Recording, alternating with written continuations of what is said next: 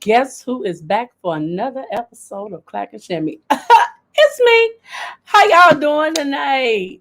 It is Monday night. It is the start of a new week. I thank y'all for the new time because we had to change some things up. Hey, Nana. I had to change some things up. We had to push it back a little bit so I can have a little bit of time to come in and unwind, y'all.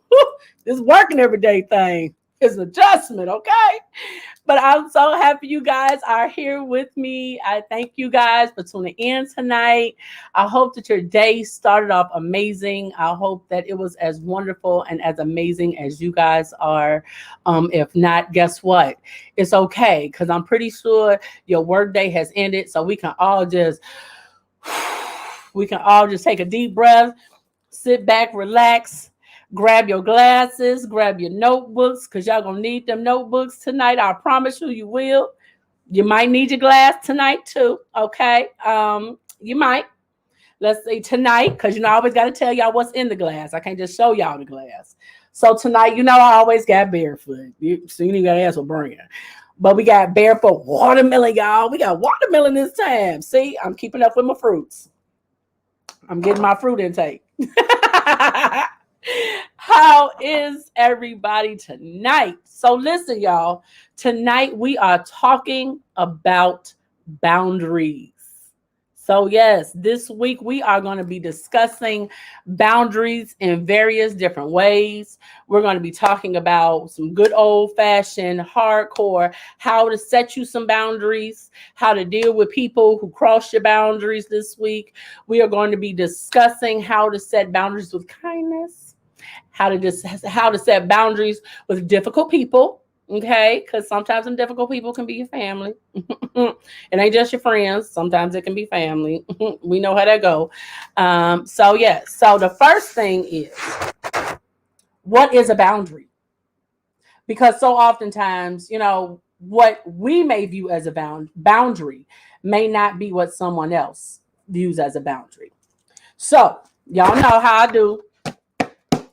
We got notes, y'all. We got notes. So if I took notes, y'all gonna need to take some notes too. I promise you will.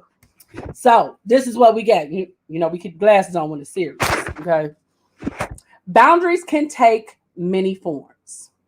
They can range from being rigid and strict to appearing almost non-existent. Sometimes we don't know how to set boundaries. Boundaries can create physical and emotional space between you and others.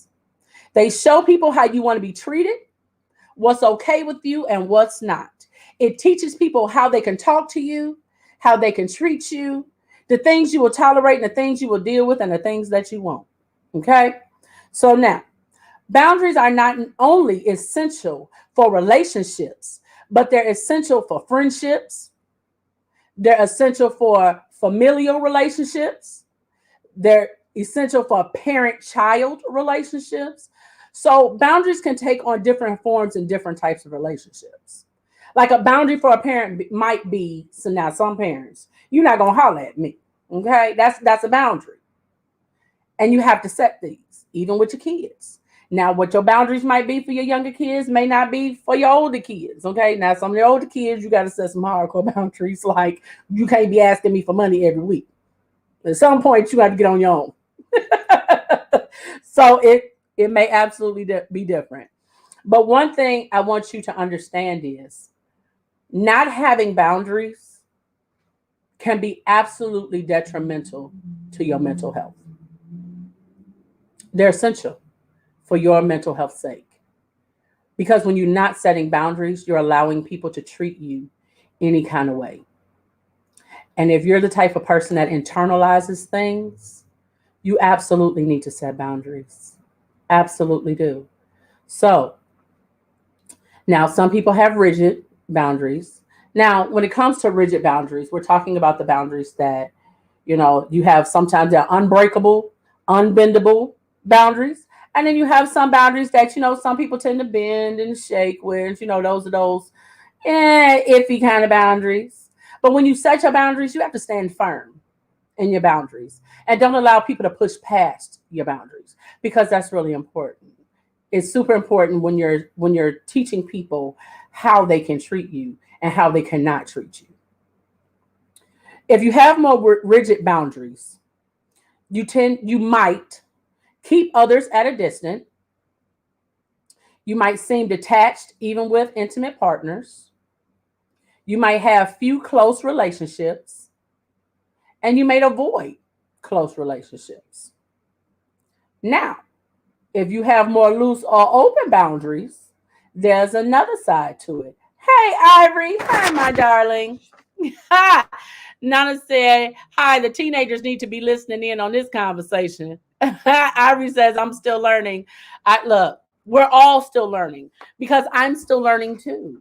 This is something that I needed for myself too. And I felt like, hey, if I can help myself, I can maybe help somebody else too. So it is perfectly fine. We're all learning. You're never too old to learn something. A day without learning is a day wasted. Please understand that. Hey, sister. Hey, sister. Hey, Donna. My sisters. So now if you have more loose or open boundaries, you might get too involved with others' problems. You might find it difficult to say no to others' requests, regardless of what it is. You might overshare your personal information with others, or you may seek to please others out of fear of rejection. Now, before I go any further and we talk about the types of boundaries and things like that, I want to share the top 5 reasons people are afraid to set boundaries. The first one is fear of angering people. That's the first one.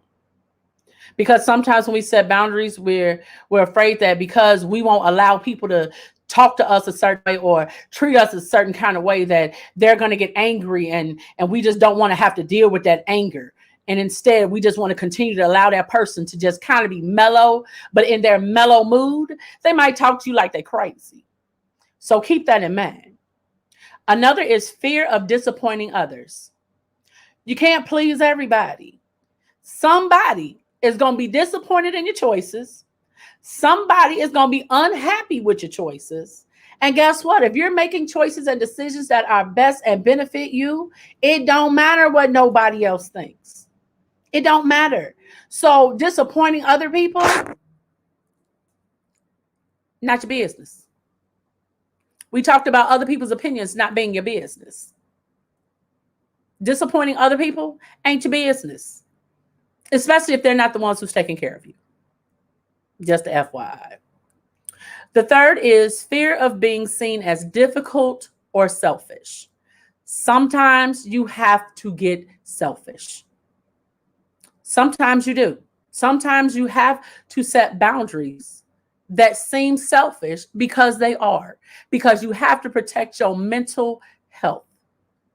You cannot allow people to dump all of their problems and all of their issues on you. And then you take that on and you internalize that because you don't know how to set those boundaries. Ivory says, I got that bad. A lot of us do.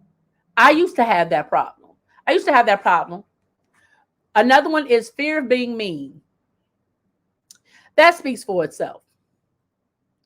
You know, if you feel I'm being mean because I'm not going to let you walk all over me, then I guess I'm going to be mean. I'm going to be mean because I'm going to choose me every time.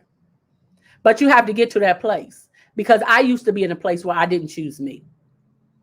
I did it. And it took me time to learn and to get to a place where I had to say enough is enough. I had to learn the word no. I had to practice the word no. So I completely understand that, Ivory. You are certainly not alone, my love. And the last one is fear of ruining relationships. You know, people, whatever relationship it is, whether it be a friendship, whether it be a romantic relationship, if you're ruining a relationship by standing up for yourself, it's a relationship that you probably shouldn't be in anyway. And probably shouldn't. Your mental health is important. Your physical health is important. Not setting boundaries allows you to be stressed out. Not setting boundaries allows your stress to build where it manifests into physical symptoms. You've got to set those boundaries. I'm going to repeat it again. Not having boundaries can be detrimental to your mental health.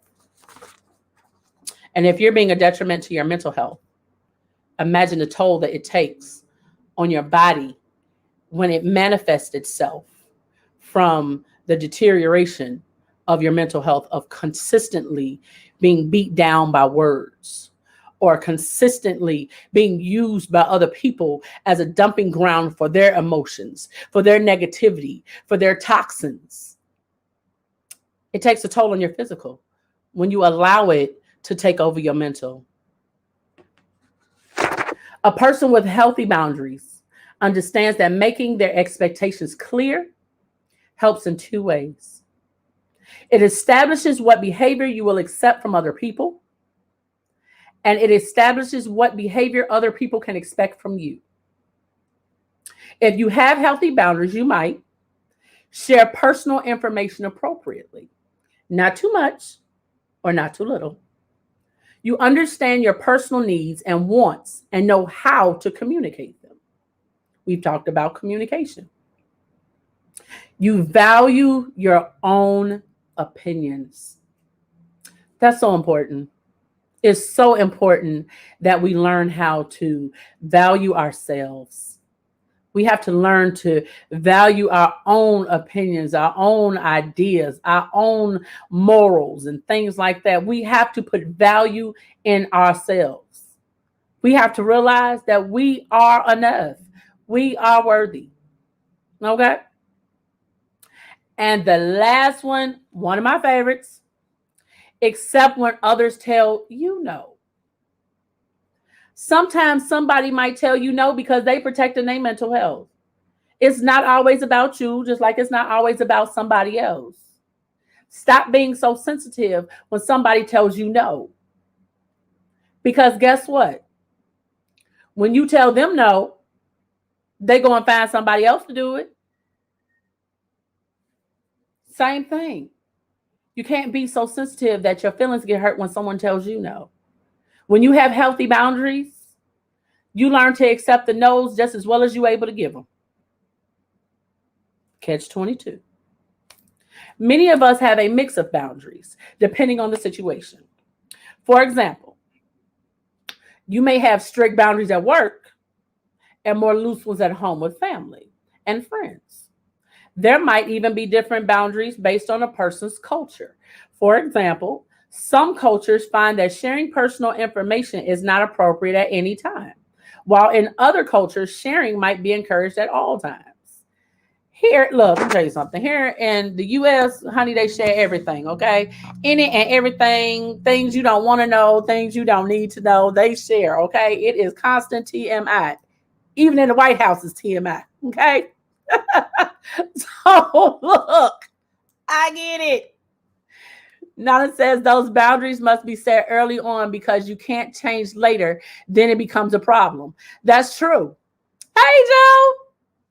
Absolutely. So listen, how many of you, by raising hands, how many of you know that there are different types of boundaries that you can set? Like just show of hands. Like how many of you knew that there are different types of boundaries that you can set? I didn't. It was something I learned in my research. I learned that there's different types of boundaries. So I see I'm not the only one. All right. Great to know. Moving on. So the types of boundaries that there are 5 different types of boundaries that you can set. So, okay, Smarty Pants. Joe said he knew. Smarty Pants. It's okay. We learning.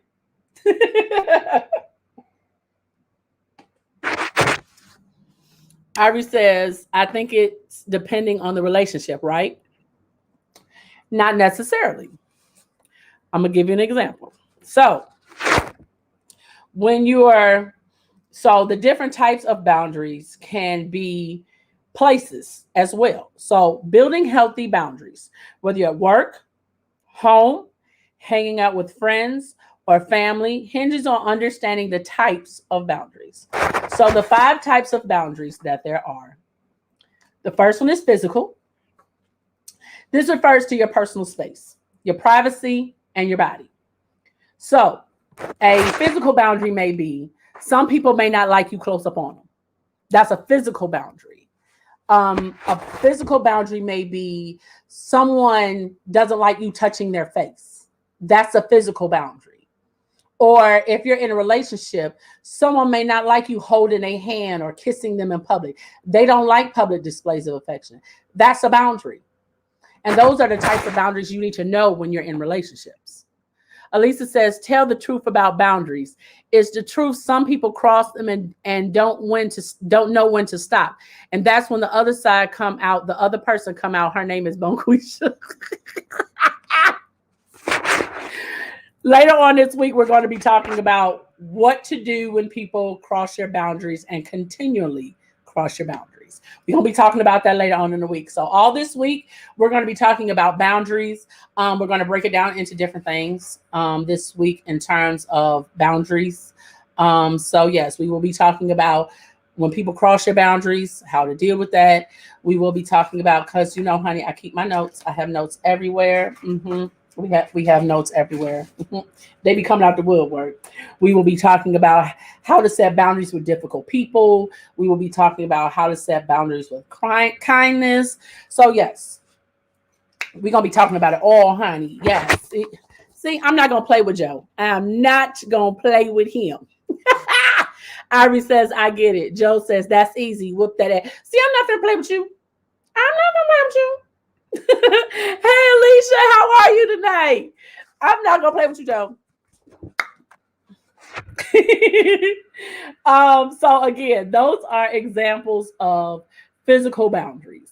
So it might be someone who prefers not to be touched in public. It might just be certain places on the body that a person does not like to be touched. So in relationships, you have to honor those boundaries, because in not honoring those boundaries, those can cause problems. The second form of boundaries are sexual boundaries. These are your expectations concerning intimacy. Sexual comments and touches might be uncomfortable for you. So if you're a person that is uncomfortable with, let's say, dirty talk, if a person is uncomfortable with that, that's a boundary. That's a boundary for them. And you have to honor that boundary yet again. So, hey, Anthony, it's okay, boo. You are here, and that's all that matters. Okay? Yes, honey. I am grateful for you being in the building. So, again, sexual boundaries could be anything. Again, it could be not wanting to be touched in certain areas. There are some people who are not necessarily at a point where they are. Irie says, this is where pineapples come in safe words. Well, no, that's two different things. I'm gonna tell you the difference. One is you don't mind experimenting or trying certain things. So therefore, having safe words, that's where that comes into play. When you are at a point where you're exploring things and you're trying new things, that's where safe words come in. The boundaries come in, whereas I'll give you an example. A woman who may have had breast cancer may have had to have had her nipples removed. And so for her, a boundary may be, because of that situation, she may not like her breast to be touched. So that would be a boundary for her, as to her partner not to touch her in that particular area. That's the difference between a boundary and using a safe word. A boundary is something you don't want, you don't like, and you will not tolerate. Using a safe word means you're trying something and you're trying to find your limit for whatever that may be. So there's a difference between the two. Joe says, I don't like it. I don't like it. So, but that's a great question. That's a great statement though, Irie, because some people don't know the difference. Like you say, some people don't know the difference between a boundary and having to use a safe word. So that was a great statement, because now we can figure out what may be a boundary for you. Like, say, I'll give you an example. Like, a boundary may be, you may not want someone, like, I may not want someone touching my stomach. That's a boundary. So therefore, it wouldn't be like, okay, well, you can touch it till I say pineapples. That would be a strict no, don't touch, do not go, do not collect $200. Okay, that would be that type of situation. So the third one is intellectual. There are intellectual boundaries. So intellectual boundaries concern your thoughts and your beliefs. Intellectual boundaries are not respected when someone dismisses another person's ideas and opinions. So, in discussing intellectual boundaries, so if, let's say, we're having a conversation and every time you say something, I'm just like, okay, yeah, anyway, next. Or if we're in a group of people and everyone is talking, and then when it comes your turn to talk, I'm just like, okay, and anyway, whatever. What was you saying? That's rude. That's rude. And that becomes when someone is overstepping your intellectual boundary because you have the right to speak your opinion. Joe says challenging your faith and trying to get you to accept their beliefs. Absolutely. That's like someone telling you that you must convert because whatever it is that you believe in is absolutely wrong. That's crossing a boundary. That's crossing an intellectual boundary because no one has the right to tell you whatever it is that you believe in is wrong. No one has that right. Everyone has the right to believe in whatever it is, whether it be Buddha, whether it be Muhammad, whether it be God, whatever your deity is, that is your business. And nobody can tell you that is wrong or that you have to convert to what it is.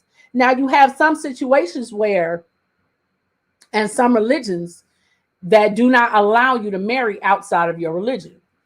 Now, however, if you choose to believe in your partners, or if you choose to convert to whatever your partner is, that's your business. That is absolutely your business, boo. Okay, none of mine. But no one can force you to disbelieve whatever you wholeheartedly think or wholeheartedly feel is correct, especially when it comes to your religious beliefs. Joe says, even if it's science. Absolutely. If you believe in science, nobody can tell you that that's wrong, especially if that's what you truly believe wholeheartedly. You're entitled to that. And no one has that right to take that away from you whatsoever. I don't care if it's country. I don't care if it's the government. I don't care. Joe says, I believe in you and me and my Whitney voice. Come on now. So, the fourth boundary is emotional. This refers to a person's feelings. You might not feel comfortable sharing your feelings about everything with a friend or partner. Instead, you prefer to share gradually over time. With um, emotional boundaries are set when you may be in a relationship, or you may even be in a therapeutic setting, and you're talking about, it may be a childhood trauma, it may be an assault that you have experienced, or something like that. You have the right to share at your own pace. You may not be ready to just completely divulge an entire situation. It may take you time to be comfortable enough to even speak certain things. And that is absolutely fine. You cannot allow, setting that boundary is important to me because it allows you to, we all have our walls up, especially when it comes to emotional boundaries. We all have our wall up and we all have our guard up. So when it comes to sharing things that have either caused us heartbreak or cause us any kind of pain or anything like that, no one has the right to rush you to be able to talk about whatever it is that has caused that pain or that situation. Joe says that's like you don't feel like telling your friend about your mate and they steady asking about it. Absolutely. Or you tell somebody something and you say, you know what? I really don't want to get deep into it. Hey, Bobby. Hey, honey. How are you? Hey, Sam. So listen, it's like you tell somebody something and you tell them, I don't really feel like going too deep. I don't really feel like going deep into it, but I'm gonna tell you, but I just don't really feel like going deep into it. Now, after someone has made that statement that they don't want to dive deep into the conversation, and they just kind of want to just be at a place where they just tell you about the situation, without explanation behind it or backstory and all that kind of stuff. They just may need in that moment to just kind of get that sentence, that paragraph out and be done with it. But when you tell someone that you don't want to go deep into it and they're like, well, what happened? Well, what was this? Well, what you do? Well, what you say? Well, why you didn't do this? Well, why you didn't do that? Well, I would have did this. Well, I would have did that. It doesn't call for that. It doesn't call for that. Thank you, Bobby. This is one of them AKA Breeze specials, baby. Yeah, this is a Breeze Blings. Yes.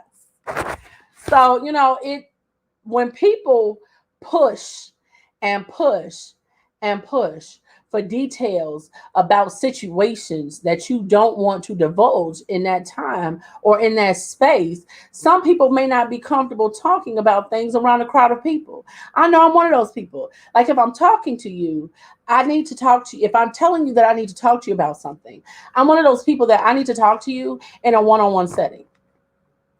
We need to have a private conversation when it's just us alone. I don't need a crowd.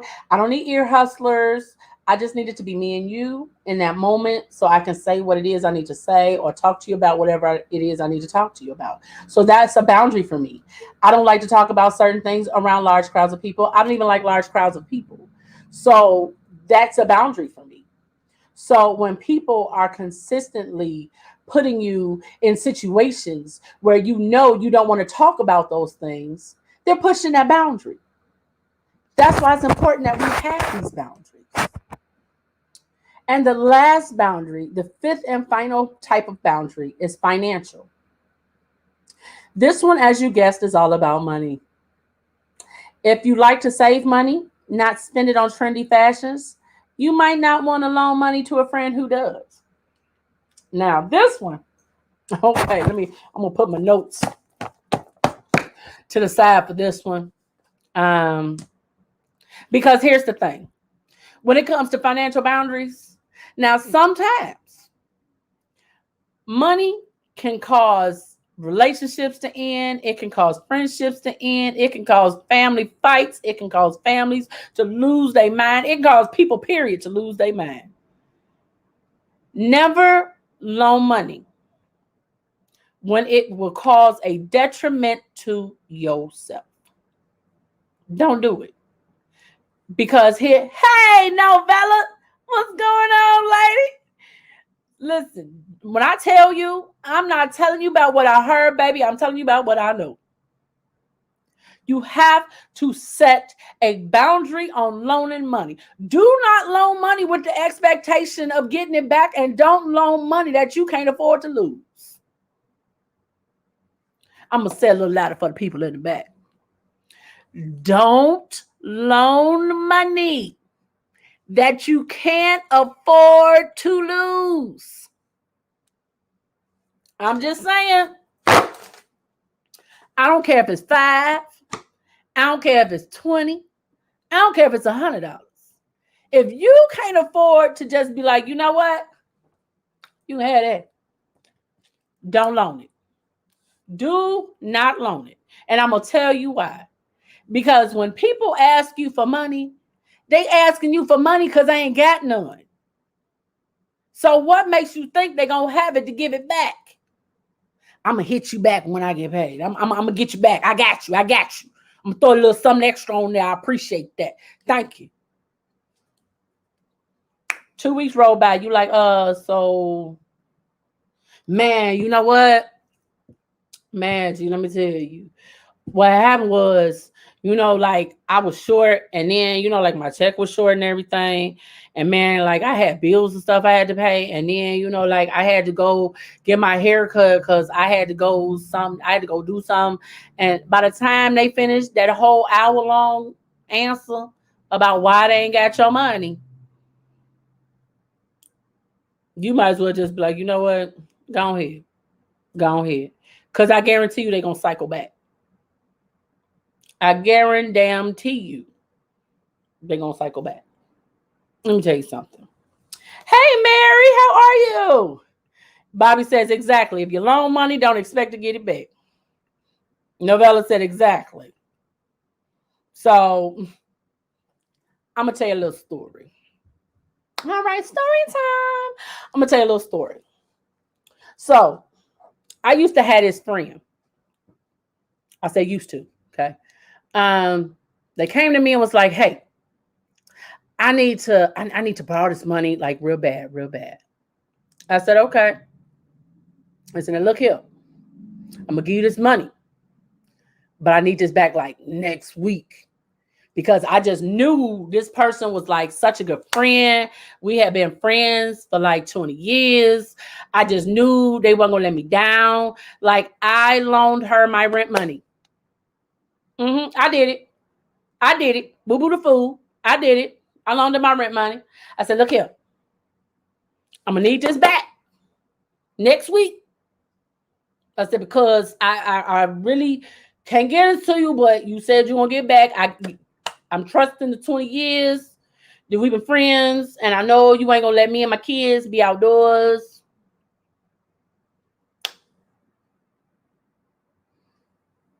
You see my face, right? You see my face? What do you think happened? Like, for real. Before I even tell y'all what happened, put it in the comments. What you think happened? And then I'm going to tell y'all what happened. Hey, babe. Like, I want, for real, put in the comments what you think happened. And then I'm going to tell you what happened. Whatever it is. Good outcome, bad outcome. Just put it in the comments. And I'm going to tell you what happened. So I'm going to wait. And I'm going to give y'all a few minutes to put it in the comments so I can see. So I can see who thinks she paid it back, who thinks she didn't, who thinks she honored that 20-year friendship, who thinks she didn't. Okay. Let me see. So I got one that say, okay. So we got Joe says still ain't paid. Novella says she blocked you. Hey, babe, girl, my day was long, but I'm happy to be here with y'all. Bobby says you didn't get the money back. Anthony says 23 excuses. Okay, anybody else? Anybody? Any more takers? Any more takers? And then I'm gonna tell y'all what happened. So now I told y'all we have been friends like 20. Maybe a little more than 20 years. We have been friends like over 20. It was 20 plus years that we have been friends. And I just knew that I had put my trust in her and everything, that she was going to give the money back, no problems, no issues, and everything like that. I called. And so, yeah. Stop answering my phone calls. Stop answering my phone calls. Next thing you know, they taking trips. They shopping. I mean, like just doing a damn thing. And here I am, sitting here trying to figure out how I'm gonna pay this rent. You think I got a phone call to say, you know what? My bad. That's on me. I got you. I sent text messages. No response. I was like, wow, 20 plus years? That's what we doing. Baby. Oh, baby. But it got worse. It got worse. It got worse. Like to the point where I literally ended up in eviction court because I trusted in a 20 plus year friendship to not see me and my kids outside. But you know who stepped in right on time? God did. Stepped in right in the nick of time. Baby, me and my kids were not outdoors. But I learned a valuable lesson. I learned not to loan money to people that I cannot afford to lose. I don't care if it's $20. I don't care if it's 10. I don't care if it's 5. No, ma'am. No, ma'am. No ham. No spam. No, thank you, Miss Shirley.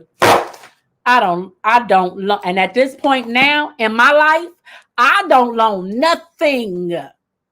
That's my boundary. I don't loan money to nobody. Nah. Cause right now, no. It's against my religion. I don't loan money. Family, friends, kids, I don't loan money. Cause I know what loaning money means. Like I have gone to the point where I have had people sign promissory notes, IOUs, still got them to this day. Trust me, they legal, they notarized. So if I wanted to go to court, I could. But I learned never to loan money that I could not afford to lose. Because people don't care about what your circumstances or your situations are. When they asking to borrow that money, they don't care what you got to do to give it to them. All they care about is the fact that they want that money, you got it, and they need it. That's all they care about. In their mind, it's not, well, you know what? I got to get this money back. I need to do what I need to do so that I can make sure they get their money back. Absolutely not. Absolutely not. Because you shouldn't have to beg, borrow, or steal to get your money back from nobody that you loaned it to. So therefore, don't loan money you can't afford to lose. I promise. Bev, I'll inbox you when this is over. Matter of fact, I'll call you when this is over so we can discuss a date. Because I do have 2 dates available. Bev says, I had a few friends to do that to me. The last one, she would turn up at my job, $500. It took 3 or 4 years to get $250. And the other $250, she told me to FD, told me if I think I'm bad, come get it. Bev says, I blew up her Facebook page, Twitter, and she told me I was wrong for putting her business out there. No, you weren't. And she said, I see her on Twitter on vacation in Cabo, San Juan, new car, new man. That's how it works. That's how it works. Because when people are asking you for money, they're not thinking about what you got to do to get it or what you're going through. That's not important to them. What's important is that they're asking you for money and they want it because they think you got it or they know you got it. And then we'll get an attitude if you say no. So guess what? It's okay to say no. I do. It took me a long time to say no. I used to have to practice it in the mirror. Like, I ain't gonna lie. I used to have to practice saying the word no in the mirror. Because anything anybody asked me, I'd be like, okay, I'll do it. No problem. Be miserable, unhappy, stretched out, stretched thin, stressed out. Because I'm doing. Because I had no boundaries. I was a doormat. I had no boundaries. You say whatever you want to, do whatever you want to. I was like, okay, well, I'm sure they didn't mean it, you know. Maybe next time it'll be better. No, not anymore. Joe says, I'm allergic to loaning money. I break out into a different character. You better say that. Come on with the allergies. Come on, allergies. Hey, fever. Anthony says, I got your back. I'm bad as hell. Bev says, I wouldn't give you his fare, honey. Joe says, we're not going to talk about how somebody stole my tax papers and claimed me and the IRS allowed them. Right.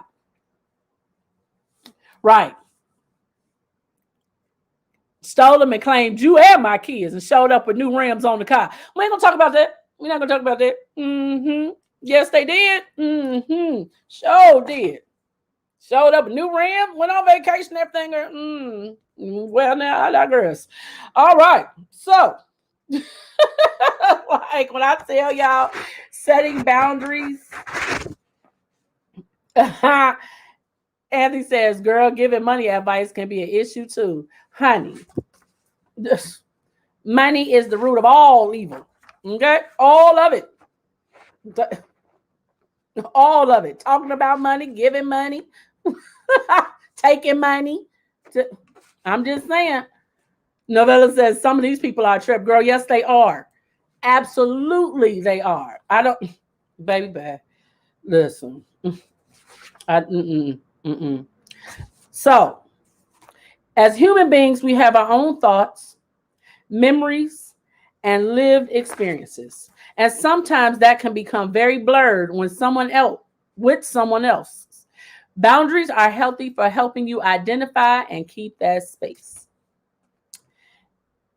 In a nutshell, is knowing the lowdown on personal boundaries is in a nutshell, it's knowing how to separate your feelings or stuff from someone else's. So, I told y'all I got notes. So, the 10 ways to set and maintain good boundaries. Hey, Reggae Belly. Hey. So, 10 ways to set and maintain good boundaries. Y'all gonna need your notepads again, okay? You're gonna need your notes for this one. So, we've talked about the 5 types of boundaries. I'm gonna do a quick recap of the 5 types of boundaries. So, to recap, the type of boundaries are physical, sexual, intellectual, emotional, and financial. Those are the 5 types of boundaries. So now we're going to talk about the 10 ways to set and maintain good boundaries. Joe says, that sounds like the poem, somebody took all my stuff. You know it do. You know it do. And I'm going to find that one. I'm definitely going to find that one, Joe. From for Colored Girls. Yeah, I'm gonna find that one. Or you can find that one for me and then send it to me so I can read it. So it says the first one, the first way, again, these are the 10 ways to set and maintain good boundaries. So the first one is enjoy some self-reflection. We talked about that. We talked about that self-reflection. We talked about who you're lying to. We talked about looking in that mirror and taking that long look at self. We talked about that. Bev says, repeat again for the slow one, meaning me. Absolutely. I can read them again and I'll post them in the comments for you, Bev. So the 5 types of boundaries. I'm typing them out for you too, babe, so you can have them just in case. The 5 types of boundaries are physical, sexual, intellectual, okay, emotional, and the last one is financial. Okay. So I put them in the, I put it in the chat for you. So I'll put all 5 in there so you know what the different types are. Okay. Now, the 10 ways to set, the first one again is enjoy some self-reflection. It says to successfully introduce and set boundaries, it's key to understand why they're each important to you and how they will benefit your emotional well-being. Again, the protection of your mental health. It is super important. I don't know how many times I can repeat that. Not having boundaries is detrimental to your mental health. It says, take some time to be a detective of your own psychology. So often stuff happens to people and they feel uncomfortable, but they're not sure why. The first step in having healthy boundaries in any situations is spending time to explore what's happening to you. You may not understand why someone's action may cause you to be uncomfortable or may cause you to cringe. Maybe you need to set a boundary in that particular area of your life. in whatever that situation is that's causing you anxiety, to say, hey, I don't like how I feel in this situation. So this is something that I don't want. This is an absolute no. This is a do not pass go, do not collect $200 situation. But you won't know that until you do a self-reflection to see what is it about that is triggering you or making you feel that type of way. The second step is start small. If you don't have boundaries in place, the prospect, it says if you don't have many boundaries in place already, the prospect of introducing more might seem overwhelming. So build them slowly. And again, I can put these if you need me when I finish. If you need me to put them in the chat now, I can type them out. If you guys are, because I don't know who all taking notes. So if you need me to put them in the comments, I can put the different ways, each of the 10 ways in the comments for you. If you need me to, just let me know. I don't have any problem with that. It says doing so allows you to take things at a more comfortable pace. And it provides time to reflect on whether it's heading in the right direction or if you need to make some tweaks. See? Boundaries and kids. Put it back. Now, see what I mean? You have to put boundaries on your kids. You got to put boundaries on the kids. Put it down right now. That belongs to me. Thank you. See? Boundaries on kids. Look. Drinking my Snapple apple. See? Mm-mm. Mm-mm. Thank you. Thank you very much. The next one is set them early. Which one, Novella? She says, I'm having that problem now. Mm-hmm. If you need me to put them in the comments, I can put them in the comments for you, Novella. It's no problem. So the next one is set them early. Sometimes it can be really hard to start putting boundaries in, especially in pre-existing relationships. That can be in friendships. That can be in romantic relationships. When you don't have boundaries in place and then all of a sudden you decide that, okay, this no longer suits me or this makes me uncomfortable. And you decide, okay, well, you know what? I'm not tolerating this no more. I'm not taking this. And you decide to put your foot down and set that boundary. It can confuse the other person, because if they've been used to talking to you like you crazy for the longest, and they're used to throwing out words to try to hurt you on a regular basis, and they've been doing it for quite a while, to then all of a sudden decide that, you know what? No more.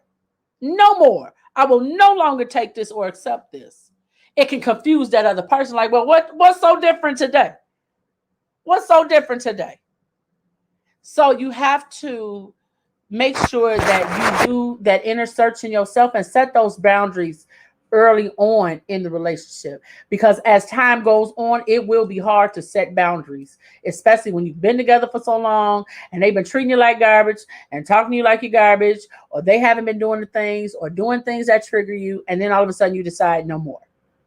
Usually when you get to that point in a relationship, usually the relationship doesn't last, because the other person is not going to change, because now all of a sudden you have boundaries, especially not when it's a behavior that they have been exhibiting for so long. So by setting boundaries and expectations from the beginning, everyone knows where they stand, and feelings of hurt, confusion, and frustration can be lessened. I'm sorry, y'all. Let me turn this ringer off. There we go. Okay, we done turned that ringer off. I digress. I apologize. So the next one is be consistent. Be consistent. Hey, Mom. She says, yes, love yourself first, and that will set what you will and will not accept. Don't wait until you get tired. Absolutely. Because by the time you get tired, it's too late. It's too late. So you absolutely cannot wait. Letting boundaries slide can lead to confusion and encourage new expectations and demands among those around you. Try keeping things consistent and steady. This helps to reinforce your original thresholds and beliefs, and it ensures those lines remain clearly established. So here's the thing. If you're in a relationship or even in a friendship, and one of your boundaries is you don't like being called the word bitch, because that is a boundary for some people. Well, if you allow someone to slide every once in a while, you're going to hear about it. And then they're going to trample over your boundary, because guess what? You didn't stand firm, nor were you consistent in your boundary. If you allowed this person to do it, well, now this person sees that you allowed this person to do it.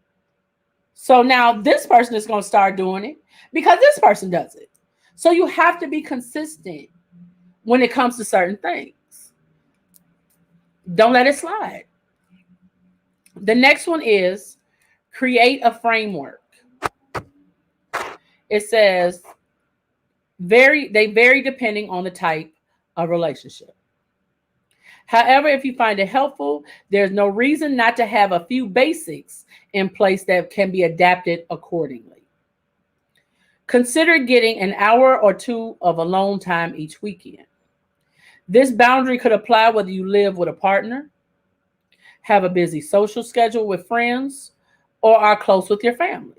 So if you know that you're constantly on the go because you spend a lot of time at work, you're really busy at work, or every weekend you go out with your friends, or you have a family function almost every other weekend, sometimes your boundary has to be where sometimes you have to have that alone time to just be quiet and be still.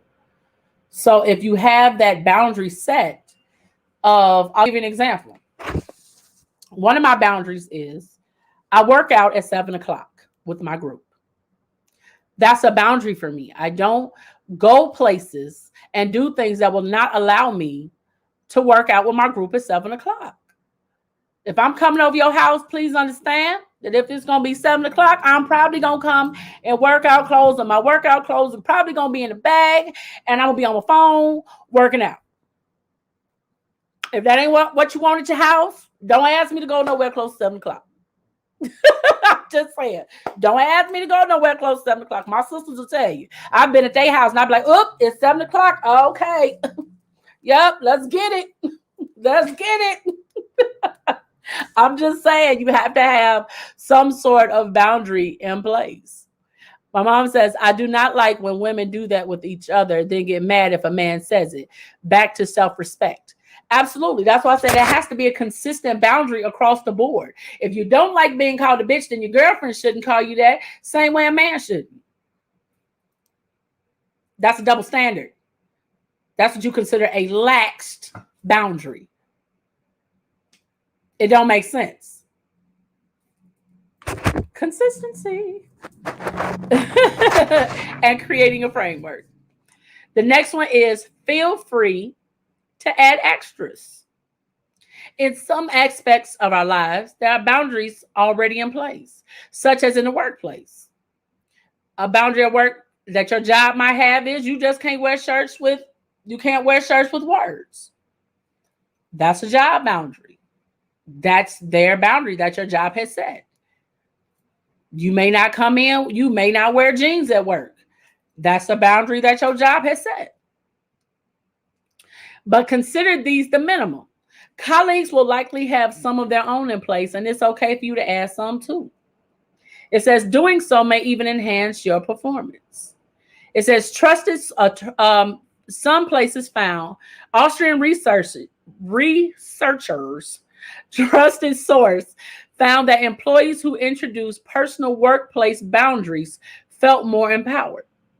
So here's the thing. Like if you're at work, hey, Lauren, hello, darling. How are you? Evening. So here's the thing. If you're at work, and a boundary at work may be, if you see I'm working, do not approach my desk. Don't approach my desk if I'm working. If you see I'm on a call with the client, or if you see I'm on a call with someone, don't come in my office or don't approach my desk trying to talk to me. That would be a workplace boundary.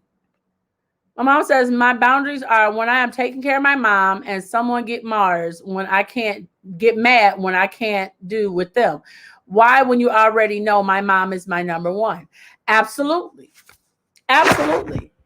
Like if people know that you're at work during certain times of the day, why do people call you when you're at work? Why do people do that?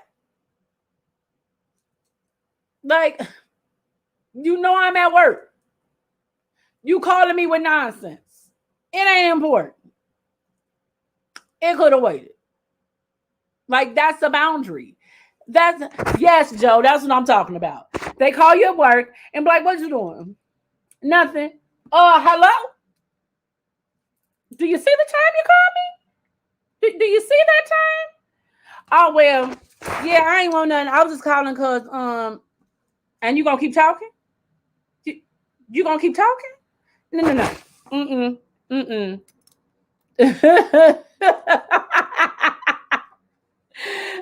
She said, "Come on, your mom is the same way. Don't come to my desk talking. Take it somewhere else." Then they say I'm mean, but that makes sense though. Lauren says, and it's always the unemployed that's calling. They forget you a hustler, baby. This hustle game is strong. Okay, this hustle is strong over here. Or they'll call me and be like, "You still on that computer?" Yeah, I'm working. I'm creating. I'm doing something. I'm doing something productive. Yes, I am. Joe says, "Unless you gonna do my work, baby." They don't want to do my work. They don't want to do my work. Mm-mm. Not at all. Not at all. The next boundary is be aware of social media. You better say that, Lord. Ain't never a time limit no getting that bag, baby.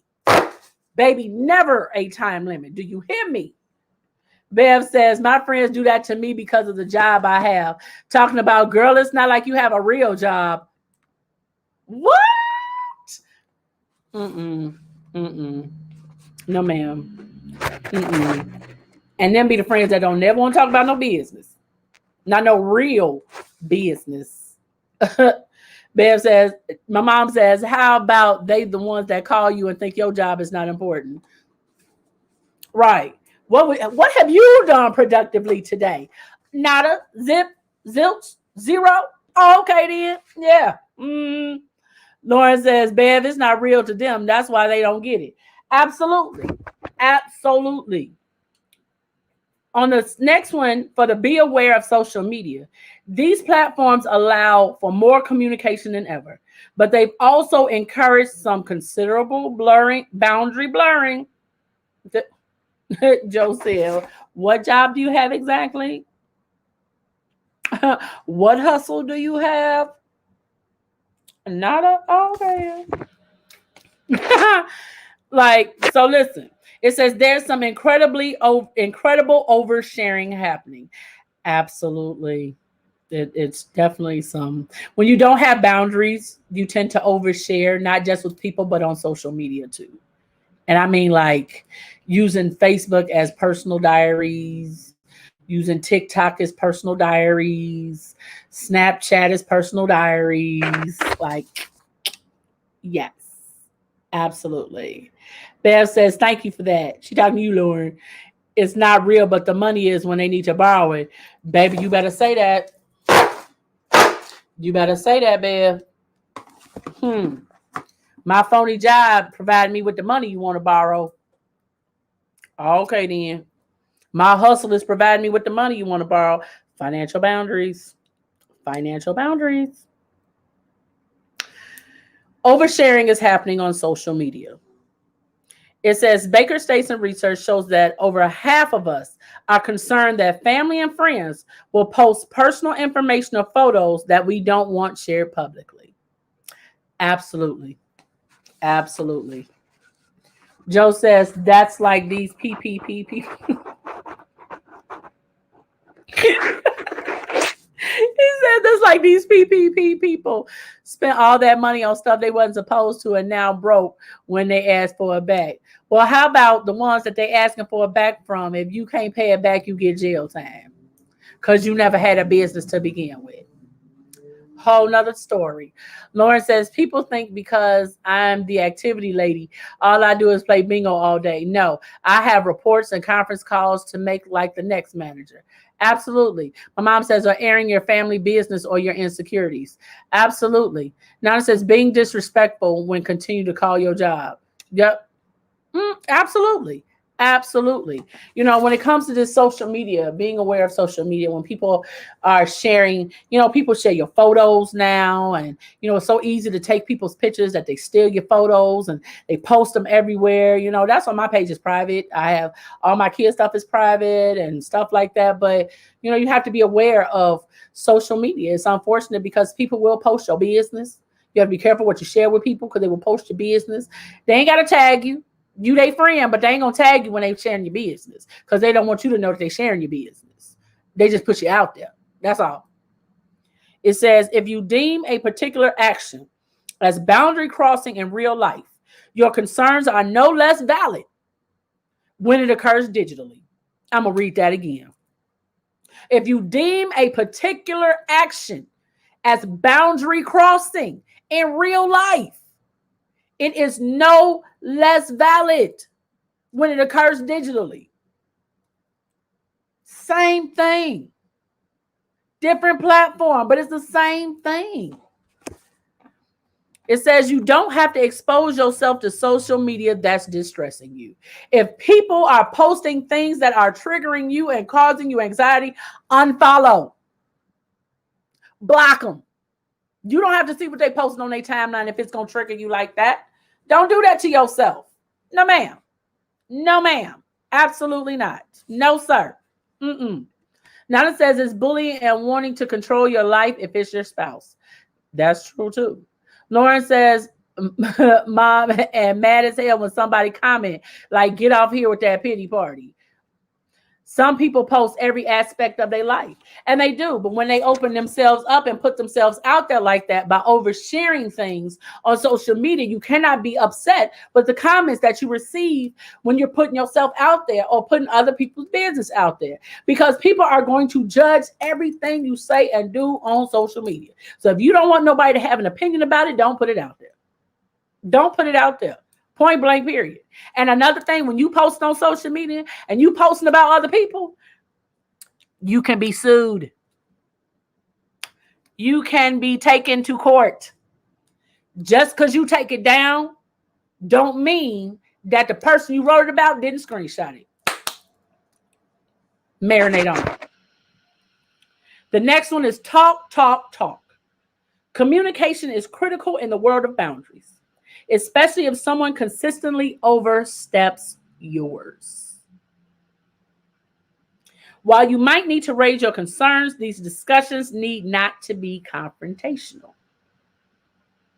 For example, if you have a friend who sends messages nonstop, they suggest saying something along the lines of, I can see you really wanted to get a hold of me, but the best thing to do is drop me a message and I'll get back to you when I can.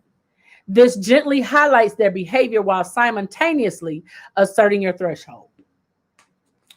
So Lauren says, facts, slander is very real. Yes, it is, honey. But you talking about a person or business. Joe says, exactly. Don't complain your man treating you bad and you go back to him and people start calling you stupid or stop talking to you. You shouldn't have posted it. Absolutely. You posting stuff, telling us, oh, he a cheater, he a dog, he did this, I can't stand him, he get on my nerve. And then the next minute you posting pictures like, this my boo. I love him so much. Like, oh, this my baby. He give me everything I need and he is everything that I want and then some. But last week he was a cheating dog. So then when you posting pictures of this my boo, this my baby, this my heart, this my love, this my everything. And then when people comment on that picture like, you stupid. You're mad. You're mad. Laura says, Joe, or be mad when they clean up this one, or when the clean up woman stuff. Baby, clean up woman is real too. The clean up woman is real, baby. What she say? Hello, Barbara. This is Shirley. No, ma'am. The next one is be your biggest champion. For boundaries to have strong foundation, you need to show yourself a bit of love. If you've got a narrative in your head that says you're worthless and undeserving, then you're going to find it difficult to put boundaries in place that protect you. A lot of it comes down to self-worth and self-value. If you don't value yourself, how is anybody else going to value you? If you don't feel that you're worthy or worth anything, how is anybody else going to feel that you're worthy? If you don't love you, nobody else is going to love you. I'm just saying. Nobody else is going to love you if you can't love you. It doesn't take much to start encouraging this mindset either.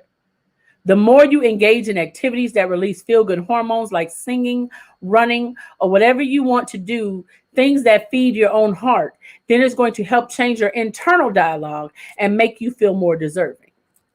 Again, self-worth and self-value, along with self-love. We talked about self-reflection. We talked about that. Building your own self-love. You have to love self. Absolutely have to. The next one is gain some perspective. Again, here we go. Not having boundaries can be detrimental to our mental health. But going too far and overthinking them can also impact our emotional well-being. It says, get a healthy level of thinking about boundaries. Have some, but don't be dictated by them. Sometimes you just got to go with your gut instinct. We can forget that we're actually quite good at navigating most things and are quite intuitive as human beings. So when you're gaining perspectives, don't feel as if you have to be ruled by your own boundaries. It is not an easy task, Novella. It is absolutely not an easy task. And that's why I chose the topic of boundaries, because so oftentimes I find that we all struggle with boundaries. We all struggle with one area or another when it comes to boundaries. Some people may be super good at putting financial boundaries, but you may not be good at setting emotional boundaries. Some people may be good at emotional boundaries, but not good at physical boundaries. Some people may be good at physical boundaries, but they're not good with intellectual boundaries. Some people may be good at intellectual and not good with sexual. So we don't always necessarily say that we know all, but sometimes we can use a little help when it comes to setting our boundaries in different aspects of our lives. And that's why I chose this topic for this week, so we can learn how to navigate through setting boundaries, how to set boundaries, because sometimes you have people that you need to set some hard boundaries with, and then you have some people that you can, kind of just go with your gut on. So we're going to navigate through that this week of learning how to set boundaries with kindness, learning how to set boundaries with difficult people, and we're going to learn how to deal with people when they continually step over your boundaries. We're going to deal with that this week.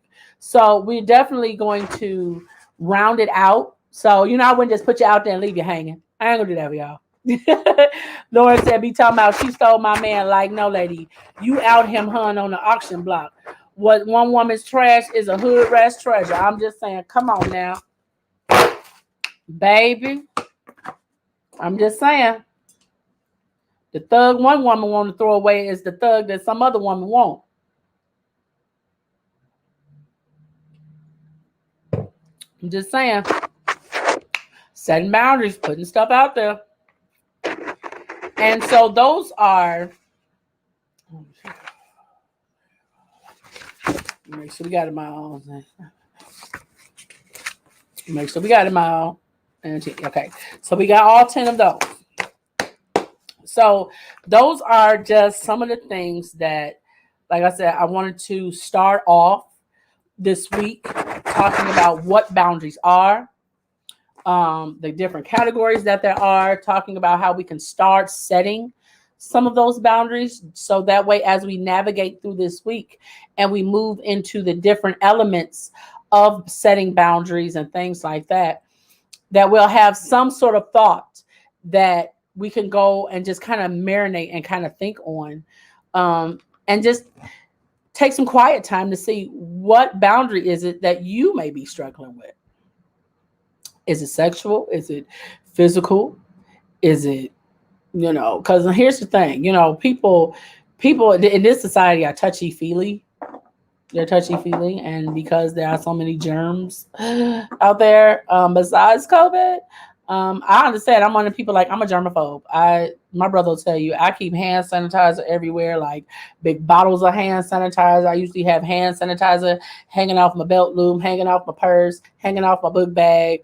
Like, I have literally, like, my bag that I carry every day. Like, y'all think I'm playing. Like, I carry hand sanitizer, like, attached to my bag every day, because people are germy, and yeah, like, no, that's not gonna happen. So just think about whatever boundary that you may be struggling with, or what is the area in which you need help in setting those boundaries. And Lauren says, that's why I don't post a lot of pics of my kids.